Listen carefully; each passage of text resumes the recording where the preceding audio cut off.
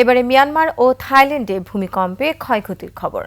ভূমিকম্পে ধ্বংসস্তূপে পরিণত হয়েছে মিয়ানমারের রাজধানী নেপিডো, মান্দালয়, সাংহাই সহ থাইল্যান্ডের বেশ কিছু অঞ্চল।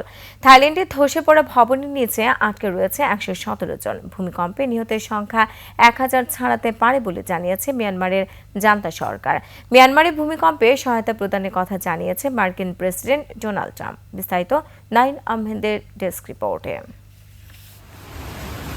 মিয়ানমারের ভূমিকম্পে মিয়ানমারের পাশাপাশি ব্যাপক ক্ষয়ক্ষতি হয়েছে থাইল্যান্ডে। মিয়ানমারের সবচেয়ে বড় শহর মান্দালয় ও ইয়াঙ্গুনে বিদ্যুৎ সরবরাহ বিচ্ছিন্ন হয়ে আছে। থাইল্যান্ডের ব্যাংককে একটি নির্মাণাধীন ভবন ধসে নিহত হয়েছে 10 জন এবং ভবনের নিচে আটকে আছে আরও 117 জন।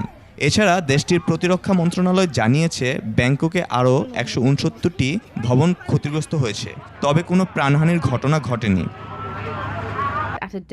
ভূমিকম্পে মিয়ানমারের শহর মান্দালয় ও ইয়াঙ্গুনে বিদ্যুৎ ও যোগাযোগ সংযোগ বিচ্ছিন্ন রয়েছে।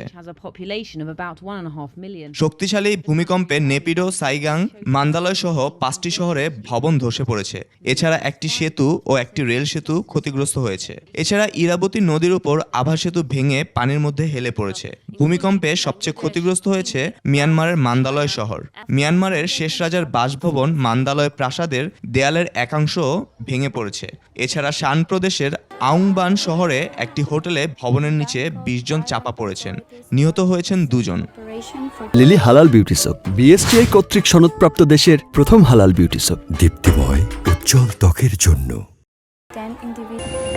এরই মধ্যে চীনের 112 জনের উদ্ধারকারী দল মিয়ানমারে পৌঁছেছে। মিয়ানমারের এই দুর্যোগে সহায়তা প্রদানের প্রতিশ্রুতি দিয়েছেন মার্কিন প্রেসিডেন্ট ডোনাল্ড ট্রাম্প ও জাতিসংঘ।